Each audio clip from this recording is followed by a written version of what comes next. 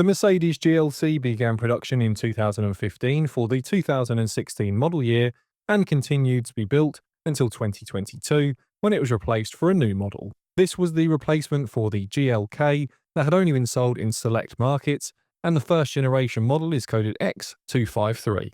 Both a GLC SUV and GLC Coupe were built, although the Coupe gets code C253, and aside from the body shape, most markets will have the same options and engines across models, although a few countries limited the coupe specification, assuming owners would want sportier trims. Like many Mercedes, where you live will dictate where your car was assembled.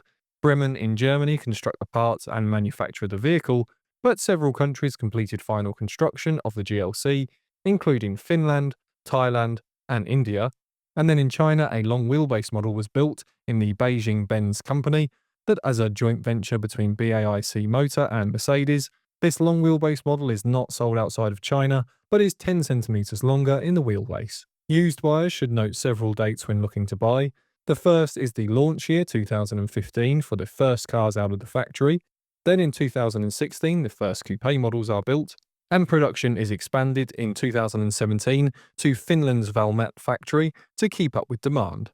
The biggest change to the GLC happens in 2019, when production of the 2020 model year facelift begins, which brings in a variety of exterior changes, including a new grille and changes to the infotainment for the new M-Bux suite, with a new steering wheel control and voice-activated A Mercedes. There is also a power increase across the lineup that I will cover later in the guide. Now, for those wanting the ultimate version of the GLC, there is the AMG range, starting with the GLC 43 that gets a bi-turbo V6 and a 0-60 mph sprint in under 5 seconds. Then there's the GLC 63, which turns things up by slotting in the 4-litre V8 M177 turbo engine that is ubiquitous across AMG and even some Aston Martin vehicles. And the very top is the 63S. It keeps the same engine as the 63, but turns things up a further notch, with both the 63 models get a 0-60 sprint in under 4 seconds. I should add, on the opposite end of the scale, some of you will get one of the most efficient cars on sale at the time, the plug-in diesel hybrid, combined with the high fuel efficiency of the latest Mercedes 2-litre diesel engine and plug-in hybrid with an electric motor. Plug-in hybrid diesels are rare to find, so this could be a good option for those wanting to eke every last mile out of a tank of fuel, especially if you can charge cheaply at home or at work. Trim and specification do vary between countries, but as a general guide, the range starts with either an SE followed by Sport, and then a split between the AMG lines and variances of the sportier looks, and then the Premium line or Premium package. Some markets get the best of both with an AMG Premium and AMG Premium Plus, essentially giving you all of the exterior kit with the interior luxuries. However, the USA uses the base approach of selecting a powertrain, and then the options can be chosen no matter which you go for, rather than a package rolled into a particular trim name. Now, generally, Premium will add command navigation and Burmeister sound plus memory seats on pre-facelift cars, or will open up the option to have them, whilst facelift cars get keyless go and an ambient light package with multimedia pack and park assist to include surround view and active steer. If these aren't standard with the Premium or Premium Plus in your market, then it opened up the option, again with the exception of the USA, where all options are offered unless the powertrain could not support the option. The AMG line concentrates on appearance upgrades, taking cues from the AMG models, so larger wheels and the night package give a blackout trim detailing. Europe also gets an exclusive trim between Premium and SE. This adds quite a lot of the options, and so as a quick reference, mainland and Northern Europe get the most packages that bundle specifications. The UK has multiple trims combined, so there are fewer options because so much is included as you move up the trims. And in the USA, the trim selection is simplified to the engine specification, and then optional extras must be added separately. Owners rate the Burmeister sound pack, the surround view parking assist, and the larger wheels highly, but memory seats and heated steering wheel and seats were a must for those living in cold climates. However, I'll add that while owners do love the look of the larger wheels, they do give a harsher ride. I'll note that the air suspension does get good reviews. The one I drove years ago had air ride, and it smoothed out a lot of the bumps and cracks on bad country roads well, but used buyers will have to accept that if it goes wrong, there is a high price to pay for the additional comfort. Moving on to safety, and no surprises, the GLC scored a full 5 stars at Euro NCAP with a highlight of 95% adult occupancy rating, and in 2017 it won a Top Safety Pick Plus award from the North American Safety Test Authority, IIHS. Moving on to common faults, and a reminder to consider liking and subscribing if you enjoyed the video. There are over 200 guides on the channel now, plus channel memberships if you'd like to support the work done on the channel too. Now let's start with what to listen out for on test drive, with 2 critical issues that you do not want. The first will be low speed hesitation from the 9-speed auto transmission, especially on changing from 2nd to 3rd gear. It may be accompanied by a thump along the drive line. If you are lucky, this can be resolved with a software update to the transmission control unit or TCU. Otherwise, you'll begin the expensive journey, beginning with transmission fluid, clutch packs, and eventually opening the entire unit. Fortunately, most are resolved by a specialist flushing the fluids with a proper machine that will flush fresh fluid through until the old is completely out, and then a software update, but this alone can be near £1,000 or $1,000 to fix, so do not let a seller brush this off as a characteristic. A small bump between gears when stone cold for the first 5 minutes is fine and normal in most dual clutches with age, but when up to temperature and driving normally, and not on a very steep incline, this should not occur. The second critical issue will be a humming noise around 50 miles per hour or 80 kilometers an hour. This can be the wheel bearing, and while on its own isn't too expensive, if it has been like this for a while, the bearing will allow heat build up and movement within the suspension on the side that it has failed. You may notice feathering on the tyre. All of this is to say it can again quickly shoot up from a small job to a parts cannon scenario, ending in your wallet igniting as you look at the final invoice fee. The plus side with the above is that owners taking care of their car should spot this issue early and not let them develop. However, a few less noticeable issues include an infotainment glitch, which will reset the screen while driving. It may seem like no big deal, as after 30 seconds everything will be working again, but the resolution can be hours of time with a specialist finding the cause. There can also be a leak due to either a blocked sunroof drain or a perished rubber seal. Some cars will make a creaking noise from the roof to highlight the issue, but many only know something is wrong when there is either a musty damp smell or they noticed water in the footwell. To add to this issue, the air conditioning drain has reports of blocking, which again leads to leaks into the carpets. However, this was limited to early cars, and the drain path appears changed on later cars from around 2017.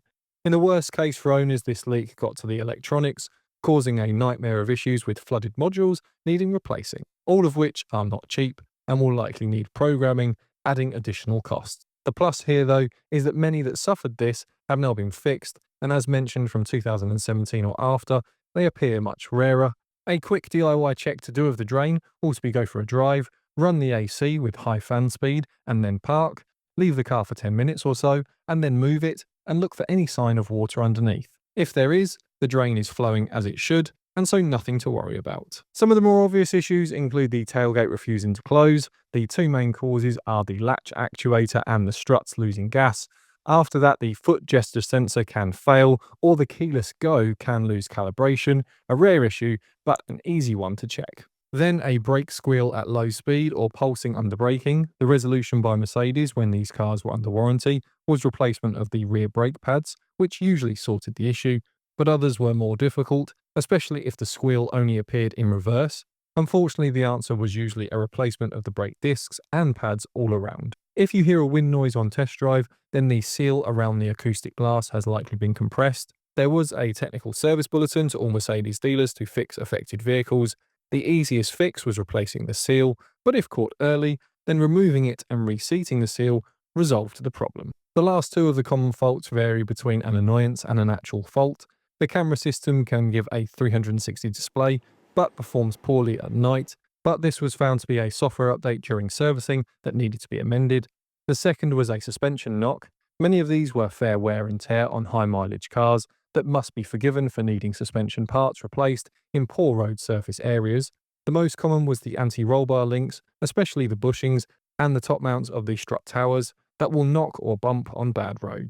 The only answer here is replacements, and while many GLCs on smoother roads go past 100,000 miles or 160,000 kilometers with the same suspension, those in countryside areas or cities that have roads that are potholed and patch stripped, where a repair to a previous pothole will be lucky to get 60,000 miles or 100,000 kilometers without wearing a bushing, especially on GLCs with 20 or 21-inch wheels. Now, I should remind everyone that the common fault can be as little as 0.5 to 1% of production, so while you should check all of these, I wouldn't worry your GLC is about to fall apart as long as you don't buy one with issues. Several owners kindly provided feedback that they've had their car for over 5 years of ownership, and aside from a few costly services and expensive tyres, the car has been great. For those still worried, Motor Easy offer an extended warranty in the UK.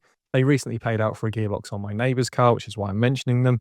In the USA, there is Toco Warranty, who have one of the highest ratings for trust that I could find, but they aren't available in all states, so I found that Endurance Warranty also had a very high consumer trust rating. Now, I'm not sponsored by any of these, so there's no links, but a quick Google search and you'll find them. Next up are the recalls, and a reminder that not all will list in your region, but I'll cover a general list here. And also remember to check out the Miles Driven book, linked in the top comment below, for a good read and to support the channel. In 2018, the rear seatbelt latches were recalled due to the latch that retracts into the C-pillar, missing a felt rubber pad. In 2019, the front seatbelt buckles had a detection fault, and affected vehicles had a new buckle fitted. In 2020, there were 2 recalls, first for a starter 12-volt cable needing repositioning as it was incorrectly located at factory.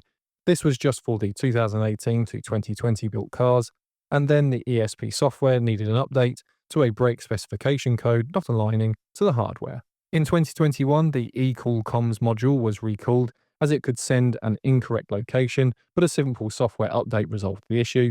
And in 2022, the rear camera was recalled on 2018 to 2021 built cars due to a delay in showing the video feed. Before engines, we're adding a new section of running costs. The score sheet judges fuel economy, servicing, repairs, and other general costs like insurance. Although note, we have had to average a lot of the information as owners' locations and age will affect costs like insurance and taxation. For reference, you'll see a Mercedes G63 AMG and a Toyota Prius, so you can judge the weight of scoring for those 2 extreme examples for higher and lower running costs. Of course, it doesn't reflect the score of the car's ability or its drive, just the cost of owning it on our scales. And how the GLC compares, we're showing the 300e and 300d, as these are the 2 more popular models and give a reasonable overview of running costs for most models aside from the AMG.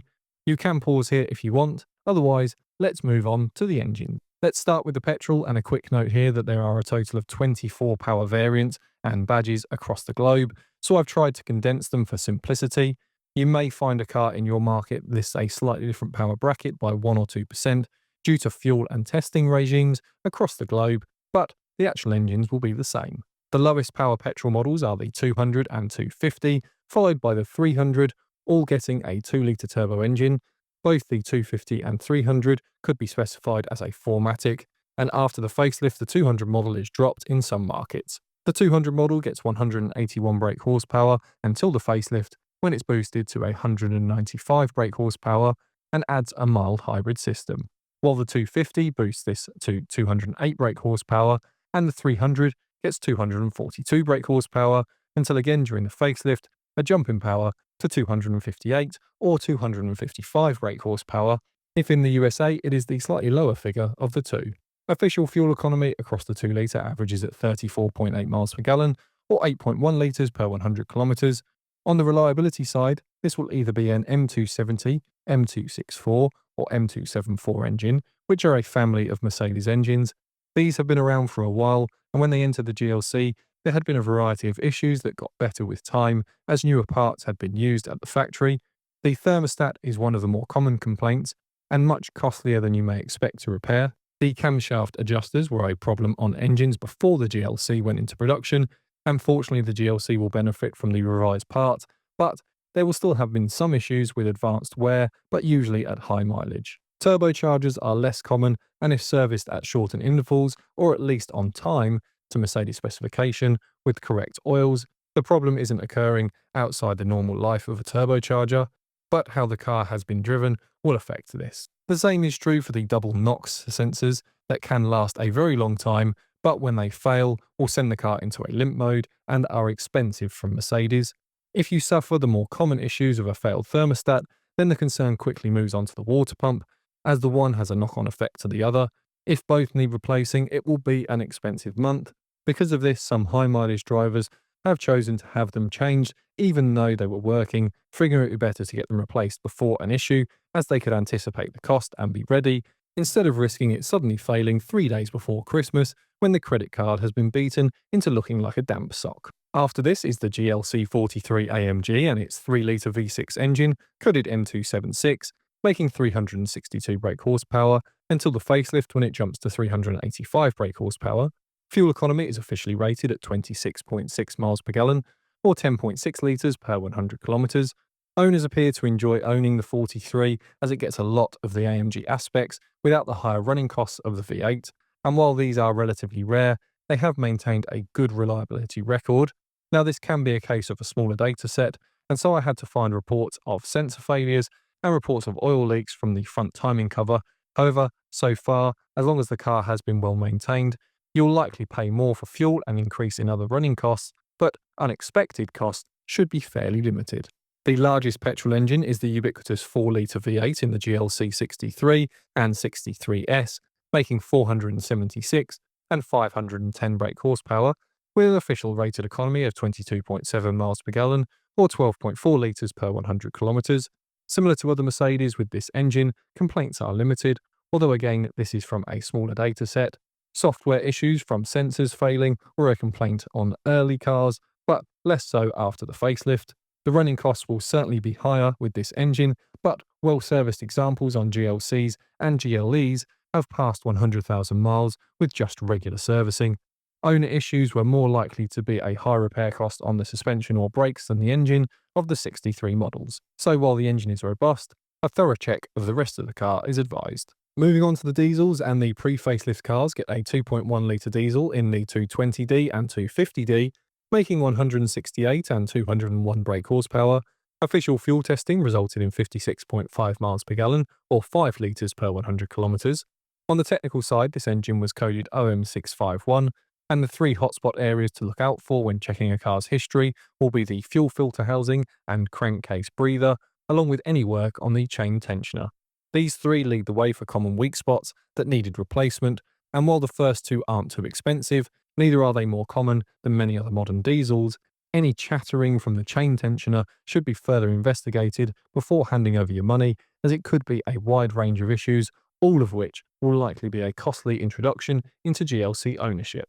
This engine was replaced for a smaller diesel engine on the facelift cars, with a 200D and 220D now being offered with a revised 2-litre engine, producing 163 and 194 brake horsepower, fuel economy of 54.3 miles per gallon or 5.2 litres per 100 kilometres. The 300D also gets the same 2-litre in a higher state of tune on facelifts, making 245 brake horsepower. The engine code here is OM642, and there is a myriad of reporting on reliability, mainly because it is a widely used and especially as it is used on Mercedes commercials. Limiting the reports to GLC owners, the more common areas of complaint are emissions equipment failing or causing software warnings. But aside from this, it has attained a fairly good reliability index, although I do have to mention a few worst case scenarios, which were timing chain failures and turbos suffering premature wear and needing replacing. But this was rare to hear on the GLC. The 3-litre V6 diesel was fitted to the earlier 350D, and in some markets a later 400D gets 254 brake horsepower and then 326 brake horsepower. But this is more common with countries that received closer specification to Germany, so Sweden also had the 400D, but the UK did not. Fuel economy of 42.1 miles per gallon or 6.7 litres per 100 kilometres is officially noted. The OM642 engine has gained good reputation for being robust and running to high mileage with good servicing. However, 2 notes are emissions equipment and the oil cooler seals, which can be an issue. The latter related to seals hardening, allowing an oil leak around the bell housing, is a costly job in repair time, so worth looking for any misting of oil around the bell housing of the engine when going to inspect a vehicle. A check on test drive to make sure that the thermostat and injectors are working as they should is that the temperature gauge holds steady and that you don't get any hesitation under light acceleration. The injector seals will eventually tar up around the seal, but fortunately only at very high mileage, and the GLC models seem to report this quite rarely. Then there are 2 hybrids, a 300E, which is an electric motor and a 2-litre petrol engine paired together, and the 300DE, combining the 2-litre diesel with a plug-in hybrid. The 300e begins as a 350e on pre-facelift cars and has a combined 316 brake horsepower. The facelift changes the name to 300e and gets 329 brake horsepower. The engine's reliability will be the same as the earlier mentioned 2-litre in general. However, a plus note is that most hybrid owners manage a lot of short commute mileage on the battery and haven't reported much more than basic servicing on the engine. The 300DE is introduced in June 2020 with the facelift and gets 302 brake horsepower, again retaining many of the features of the facelift 200D engine, but with fewer owners to report on. We can say complaints have been limited and most are happy, but it is from a smaller sample size. A quick mention of the F-Cell model rounds out the powertrains. This was a hydrogen-fueled electric motor, making 208 brake horsepower and sold in very small numbers. Onto our picks, and if on a budget, then you've got the early 200 petrol models, which are a bit of a bargain, although Europeans may want to look at the diesels on early cars, as there was a wider supply, while diesel was still preferred by many before tax and regulations changed to push for electrification of vehicle fleets. If you have a higher budget, the added extras on the GLC 43 AMG can make it a competitively priced for what you get, but running costs will be higher. And the hybrids on later years are good all-rounders for those conscious of running costs, but would like a bit more power than the entry models. As ever, we have a range of guides, including the competitors like the Audi Q5 and Volvo XC60 to check out next, but otherwise, all the best with your car search.